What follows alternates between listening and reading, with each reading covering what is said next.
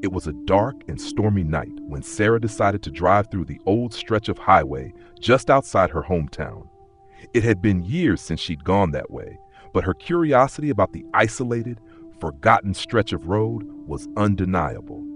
Her friends had warned her countless times not to go there, especially after dark, but she couldn't resist. The area was infamous for strange occurrences and rumors of people disappearing without a trace. The rain hit her windshield in heavy sheets, making visibility nearly impossible. Her headlights barely cut through the downpour as she drove along the winding road, the sound of tires splashing in puddles echoing in the otherwise silent night. The trees lining the road stood like towering giants, their twisted branches reaching out like skeletal hands. The air was heavy, thick with an unnatural dampness that made her skin prickle. Suddenly, her car sputtered, the engine coughing and stalling before going completely silent. She slammed the wheel in frustration, glancing at the dashboard. The lights flickered, and for a moment she thought she saw something in the distance. Movement. At first she thought it was just her imagination, but as she looked again, she saw it more clearly. A figure, tall and gaunt, stood at the edge of the road.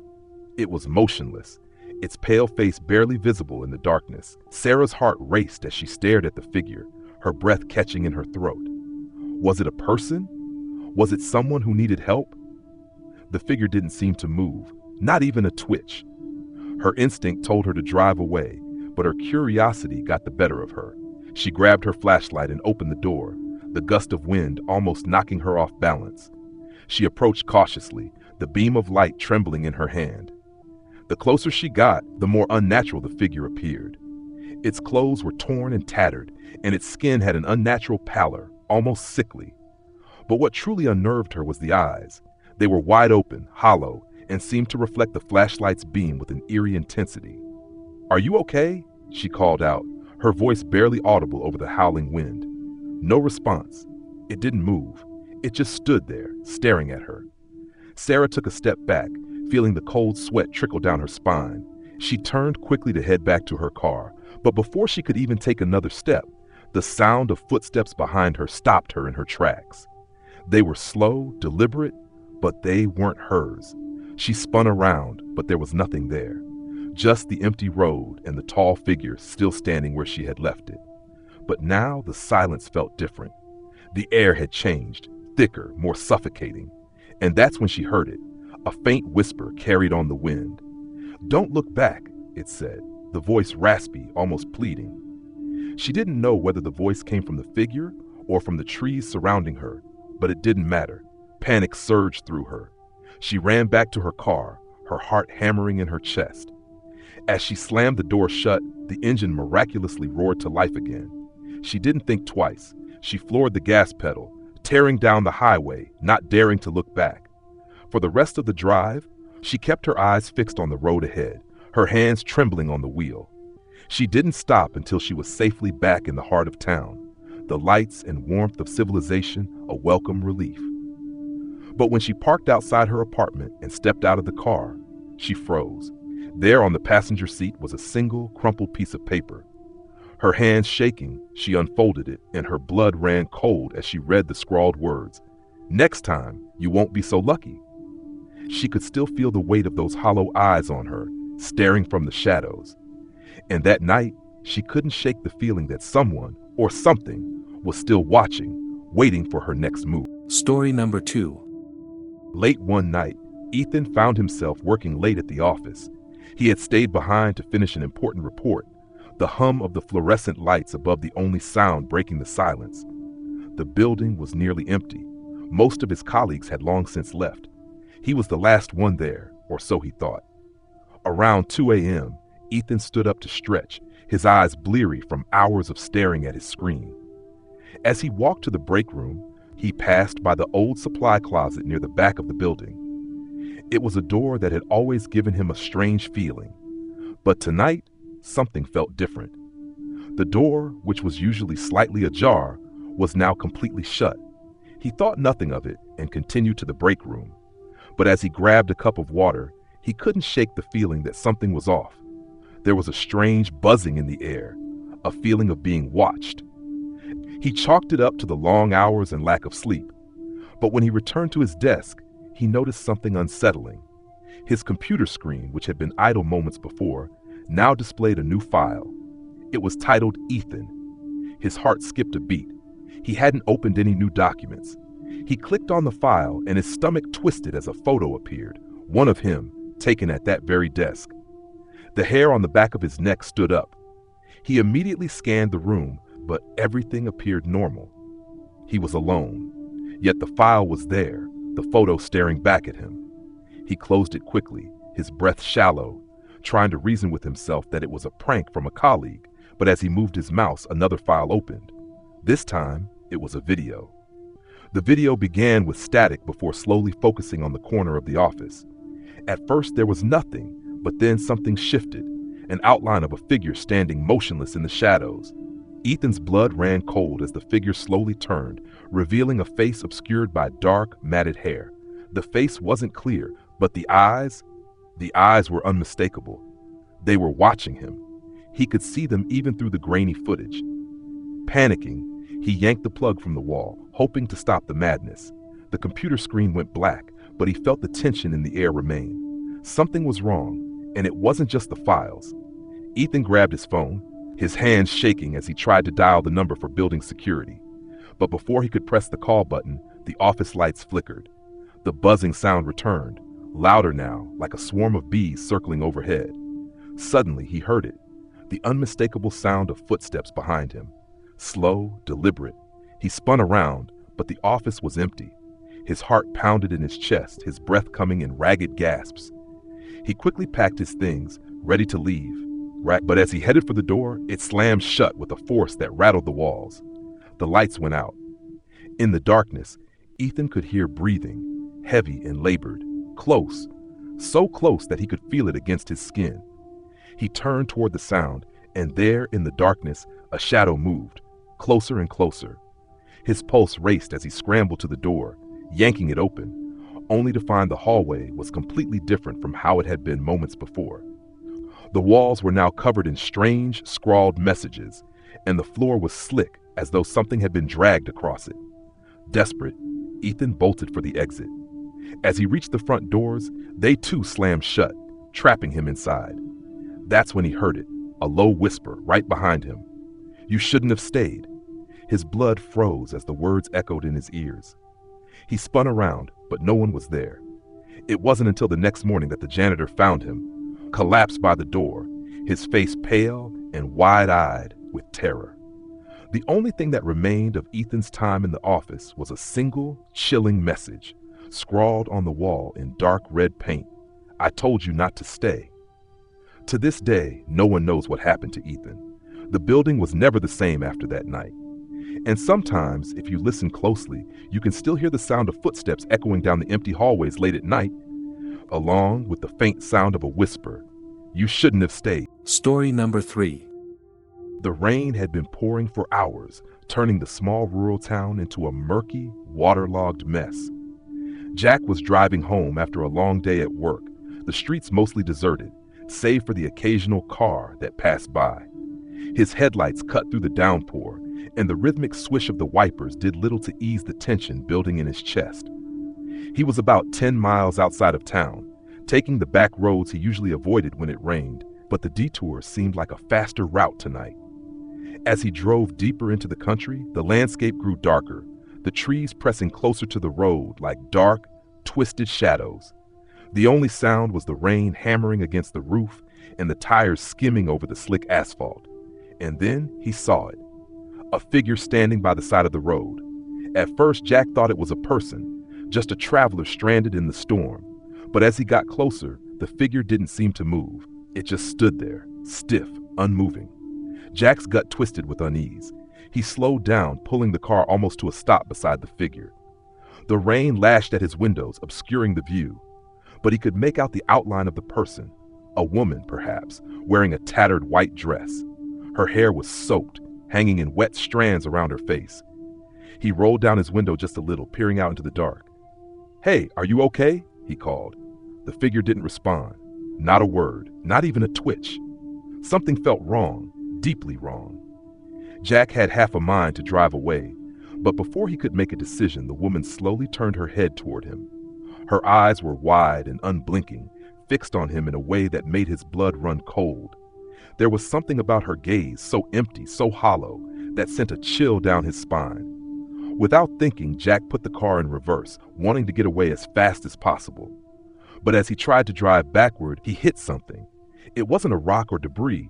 It was soft, squishy, like a body. He froze, his heart hammering. His mind raced as he tried to understand what just happened. The figure was gone. The road behind him was empty. Swallowing the fear rising in his throat, Jack shifted the car into drive again and sped off, his hands shaking as he gripped the wheel. But as he rounded a sharp bend in the road, his headlights illuminated something that made his blood run cold. There she was again, the same woman, standing in the middle of the road, staring directly at him. This time her face was pale, her lips twisted into a grotesque, wide smile. The smile wasn't friendly. It was unnatural, a mockery of a smile, as though her face couldn't quite contain whatever darkness lurked behind her eyes. Jack slammed on the brakes, his car skidding in the rain. He was going too fast to stop in time. And then, just before impact, the woman vanished. He hit the brakes harder, bringing the car to a screeching halt just inches from where she had stood. His chest heaved, and he could feel his heart pounding in his throat. Sweat dripped down his forehead, and he couldn't shake the feeling that something was wrong, that something was following him. Shaking, he slowly drove forward, creeping through the darkness.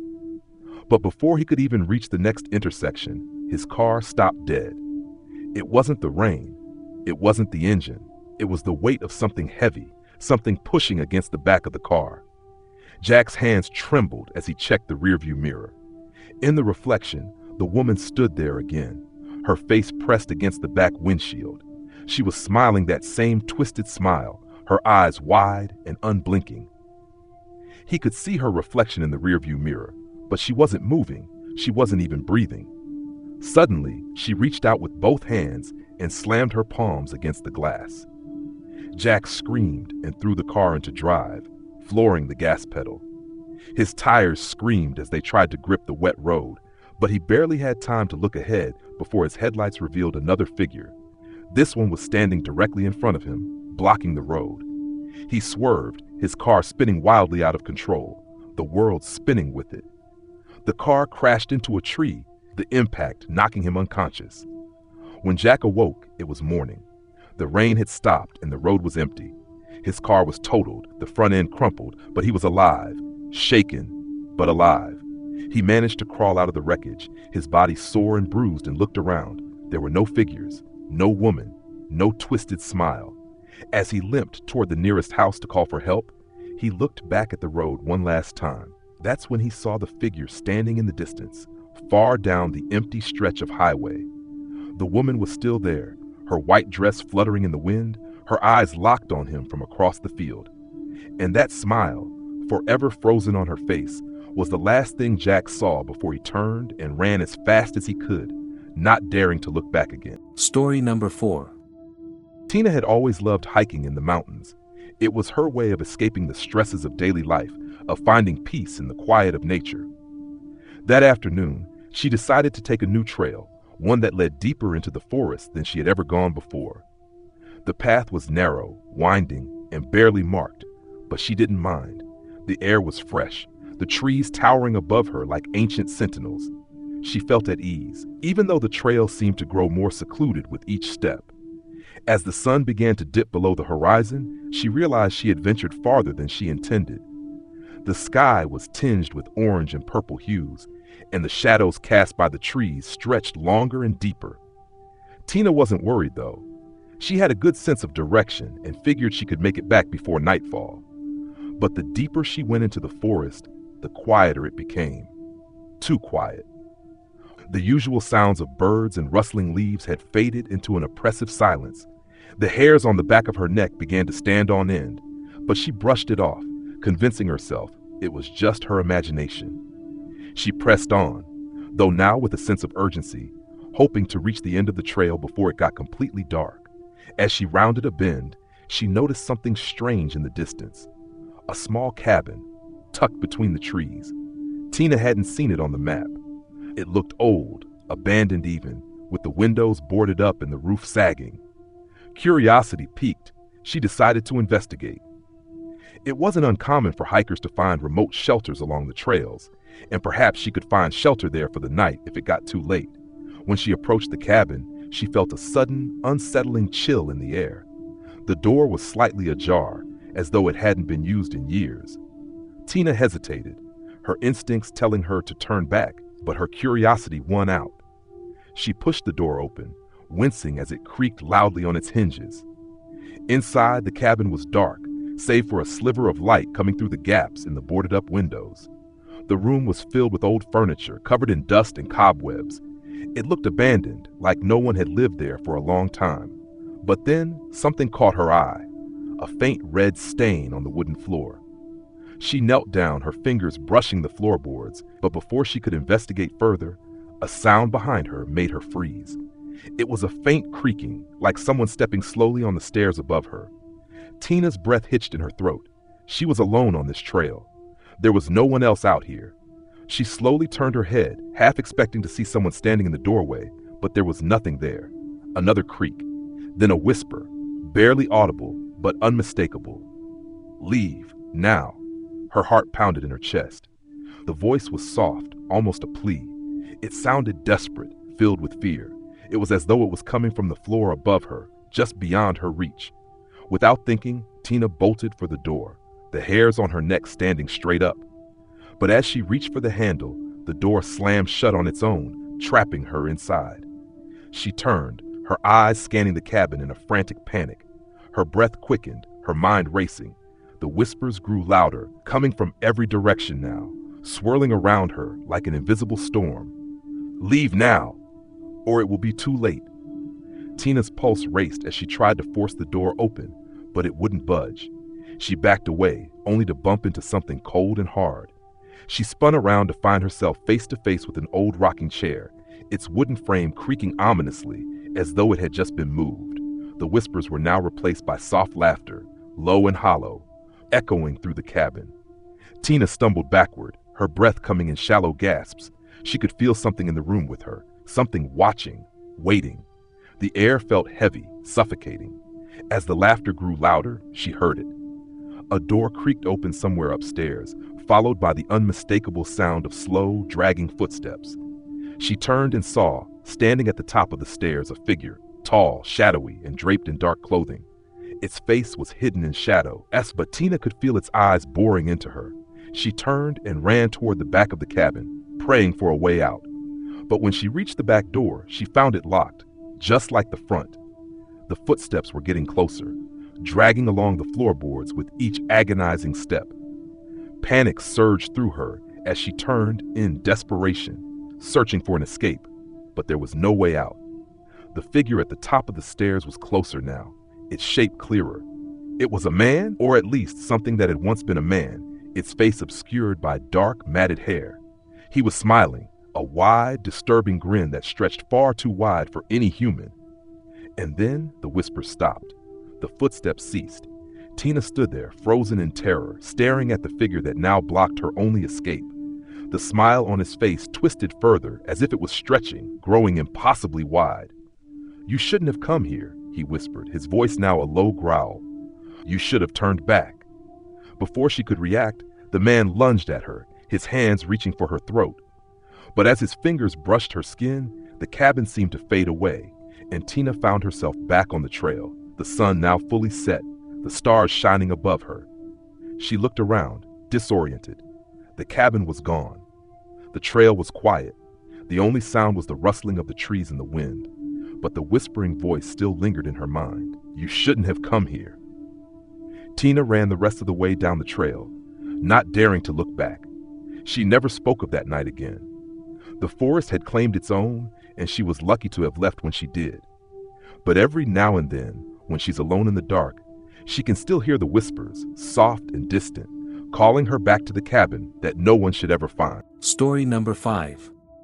Anna had always been a fan of paranormal investigations. Ever since she was a child, she had been drawn to the eerie and unexplained, fascinated by ghost stories and haunted places.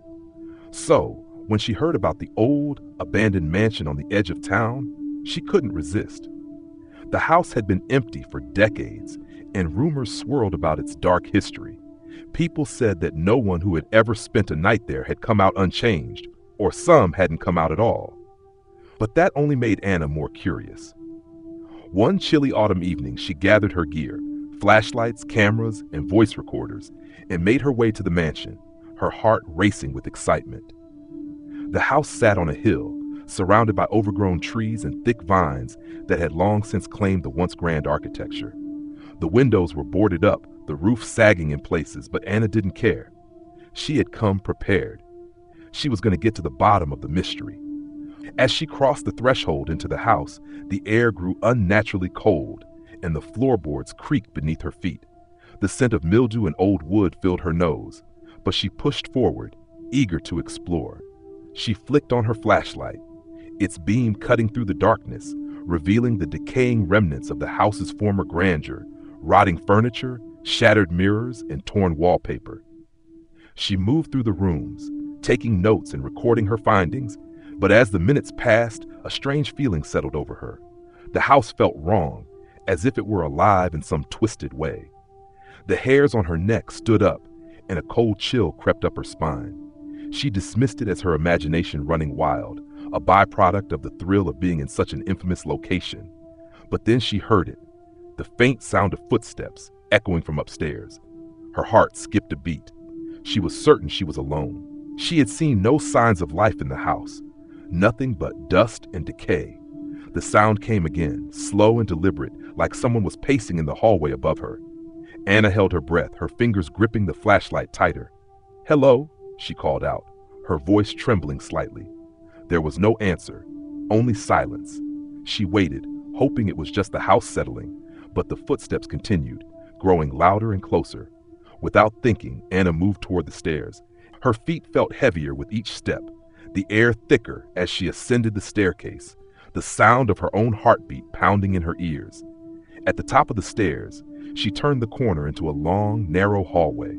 The floor was covered in dust, the walls lined with peeling paint and cracked frames. But at the end of the hallway, something caught her eye. A door, slightly ajar. She hadn't noticed it before, and yet it seemed to call to her. Against her better judgment, Anna walked down the hall toward the door. The closer she got, the more intense the feeling became, as if something or someone was waiting on the other side. She pushed the door open, and the beam from her flashlight swept across the room. It was a bedroom, but not like any she had ever seen. The walls were covered in strange, faded symbols, and the furniture was old and broken.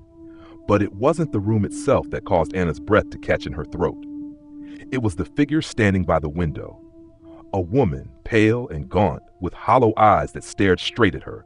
Her long, dark hair hung in wet strands around her face, and her clothes were torn, as though she had been trapped here for years. The woman didn't move, didn't blink, didn't even seem to breathe. She just stared at Anna with an intensity that sent a wave of fear through her. Anna took a step back, her mind racing. Was this a hallucination? A figment of her imagination? But the woman didn't disappear. Instead, she tilted her head slightly, as though inviting Anna to come closer. Anna's instincts screamed at her to run, but curiosity held her in place. She was a paranormal investigator, after all. She had to know what was happening here. With trembling hands, she raised her voice recorder and whispered, "Are you here with me?" The woman's head tilted further, and then, in a voice that was barely audible but unmistakably clear, she whispered back, "Leave." Anna's blood ran cold. Her body froze in place. The air grew colder still, and the room seemed to close in on her. The woman's eyes narrowed, and then she took a single step forward, the floor creaking under her feet. Anna stumbled back, her hand falling to the doorknob, but before she could escape, the door slammed shut on its own, trapping her inside. Panic surged through her as she turned to the window, hoping to break through and escape. But when she reached it, she saw something that made her blood run even colder. The woman was standing right behind her, only inches away. Her breath was ice cold against Anna's neck, and the voice that came next was a low, guttural whisper, full of malice.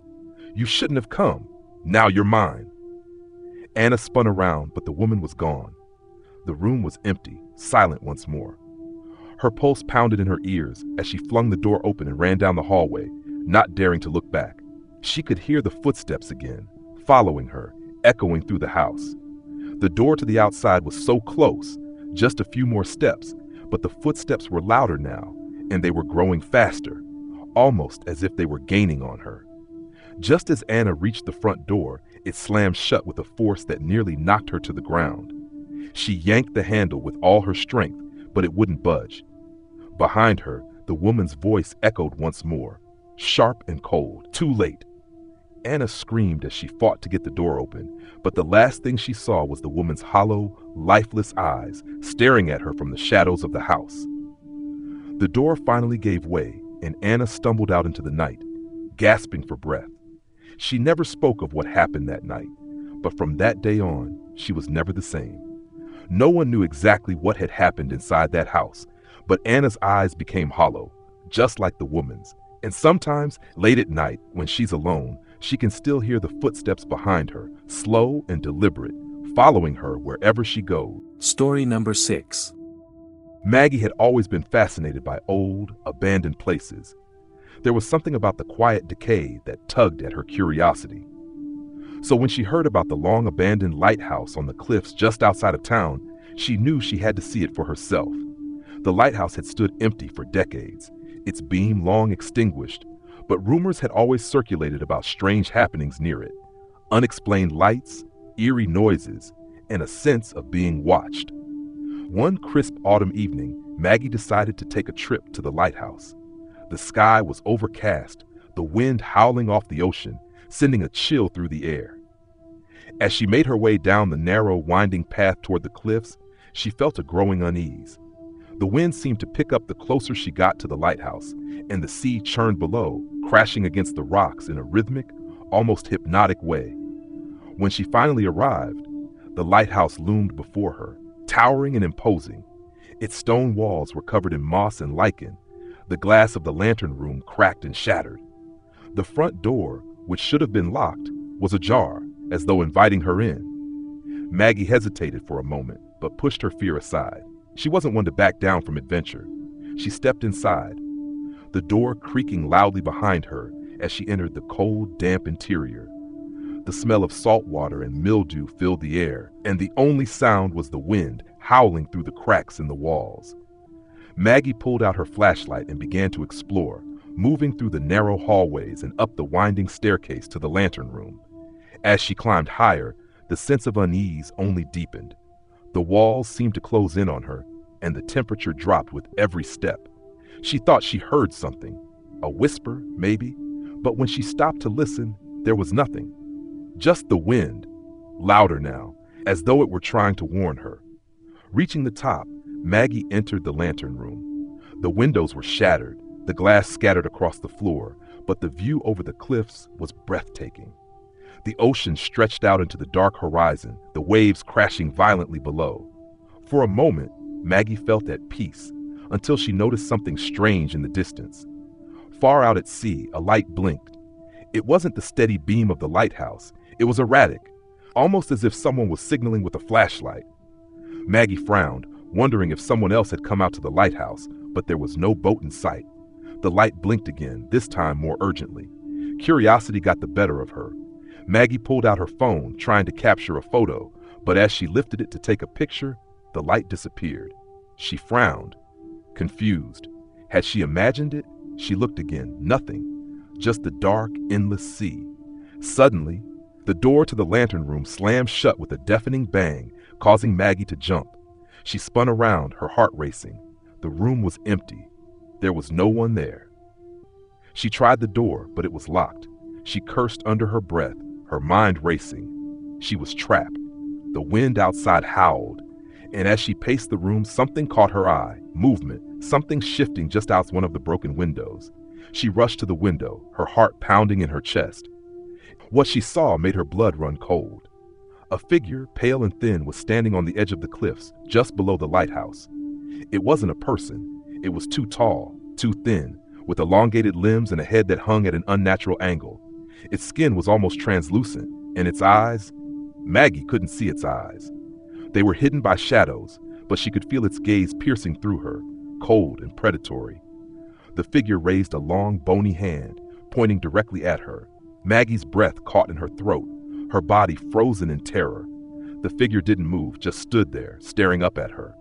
And then it began to walk, slowly, deliberately, toward the lighthouse. Panic surged through Maggie. She scrambled to the door, slamming her shoulder against it, but it wouldn't open. The wind howled louder now, as though the very house was alive, breathing in the storm. The floor beneath her feet shook, and Maggie stumbled, falling to her knees. The whispering began. It was soft at first, barely a murmur, but then it grew louder, clearer. It wasn't one voice, it was many, all whispering at once, filling the room with an overwhelming sense of dread. Leave, leave, leave. Maggie's mind raced. She had to get out of there, but she couldn't think straight. She clawed at the door, her heart hammering in her chest, when suddenly the whisper stopped. The air went still. And then she heard it. The sound of footsteps, slow and deliberate, coming from the stairs behind her. Maggie whipped around, but there was nothing there. No figure, no movement, just the cold, empty lantern room. She breathed a sigh of relief, thinking it was just her imagination. But then the footsteps continued, closer now, right behind her. She turned again, and this time the figure was standing in the doorway, its face hidden by shadows, its long, skeletal hand reaching out toward her. Before she could scream, everything went black. The next morning, the lighthouse was found, abandoned once again, the door wide open. But Maggie was gone, vanished without a trace. Some say the sea claimed her. Others say she was taken by the figure that haunts the cliffs. No one knows for sure. But if you stand near the lighthouse at night, you might see a faint light blinking in the distance, just as Maggie did. And if you listen closely, you might hear whispers on the wind, calling you to join her. Leave, leave. Story number 7. Toby had never believed in ghosts. He was a man of science, a skeptic at heart, and he often mocked the superstitions of the townspeople who claimed to have seen strange things in the woods behind the old church. But one night, after a few too many drinks at the local bar, he found himself daring his friends to venture out to the churchyard and prove once and for all that there was nothing to be afraid of. The church had been abandoned for years, its wooden structure slowly rotting away from the inside out. The locals called it the Silent Church because no matter how hard you listened, you could never hear the wind or birds or even footsteps nearby. It was as if the place was muted. And though Toby had always dismissed these stories as nonsense, the idea of spending a night in the churchyard intrigued him. He wasn't scared. He was just curious. His friends, some more reluctant than others, reluctantly agreed to go along with the challenge. As they approached the church, the air grew unnaturally still.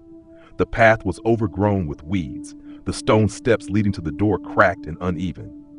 It seemed as if the very land surrounding the church was resisting their presence. "All right, we're here. Let's prove there's nothing to this nonsense," Toby said with a grin, trying to sound confident. The group of friends laughed nervously, but they followed him into the churchyard. The night was quiet, eerily so, and the moon cast long shadows over the crumbling gravestones. The church loomed before them, dark windows staring like hollow eyes. Toby led the way inside, pushing open the door with a loud groan. The air inside was thick with dust, and the smell of mildew was overpowering. The floor was covered in a layer of debris, broken pews, shattered stained glass, and forgotten trinkets left behind by previous visitors. The place felt abandoned, but not empty. They set up their camp in one of the back corners, making sure to stay close to the exit in case they needed to leave quickly. Toby insisted it was all just superstition, and they should relax. His friends, despite their unease, began to settle in, trying to ease their nerves with small talk and laughter. But the longer they stayed, the more uneasy they grew. At first, it was just little things, a creak of the floorboards, a distant tapping sound that echoed through the building. Then the temperature dropped. A cold draft blew through the broken windows, despite the absence of wind outside. Toby, ever the skeptic, stood up, rolling his eyes. "See? There's nothing here. It's just an old building." But his words felt hollow. He could see his friends growing more anxious, their eyes darting around the room nervously. That's when the whispering began. It started faint, almost imperceptible, like the wind through the cracks in the walls. Toby tried to ignore it, but it grew louder. It wasn't wind. It was voices, low guttural murmurs that seemed to be coming from the very walls themselves. "Did you hear that?" One of his friends, Sarah, whispered, her voice trembling. "Probably just the building settling," Toby said, though his own heart was beginning to race. But then the voices grew clearer. They weren't whispers anymore. They were words, and the words they spoke were in a language Toby didn't recognize. They sounded ancient, guttural, as though the very air was trying to communicate something that should never be said. "Let's go," Sarah pleaded, standing up and looking toward the door. But when they tried to leave, they found themselves unable to move. The door slammed shut on its own, trapping them inside. Panic set in. They screamed, tried to pry the door open, but it wouldn't budge. The air grew heavier, the whispers louder, until it felt as though the building itself was alive, suffocating them with its presence. Then they heard it. A soft, dragging sound coming from above. It was slow, deliberate, like the movement of something large and heavy, scraping across the floor of the upper level. Toby's heart skipped a beat. There was no one else here. They had all seen that when they entered. The footsteps were followed by the distinct sound of something, or someone, breathing heavily, as though struggling to move. "We have to get out," Sarah cried, her voice almost breaking. But before they could react, the dragging stopped. The door to the attic above them creaked open, and a figure appeared in the dim light. At first, it was nothing more than a shadow, its outline blurry and indistinct. But as it stepped into the moonlight streaming through the shattered windows, it became clearer.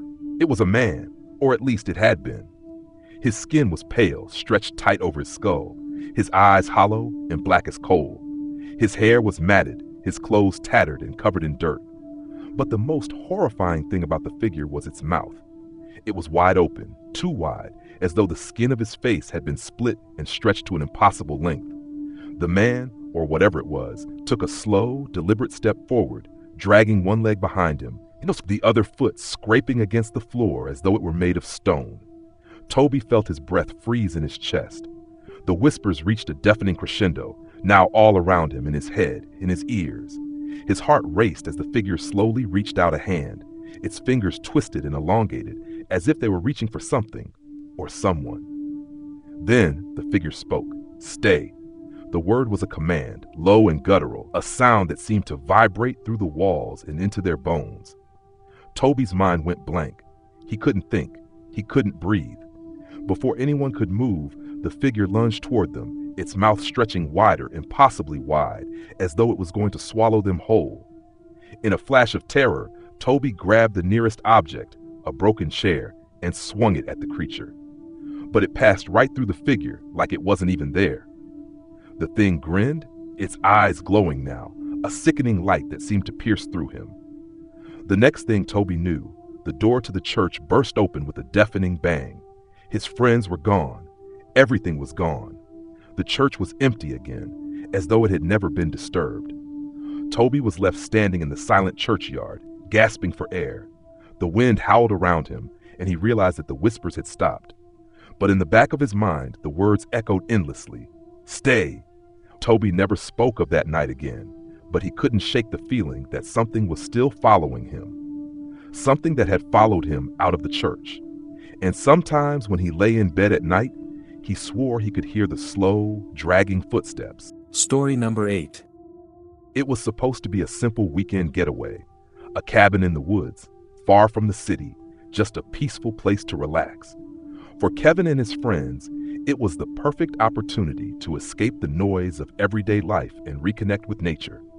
They found the cabin online, nestled deep in the forest, and when they arrived, it was just as they had imagined.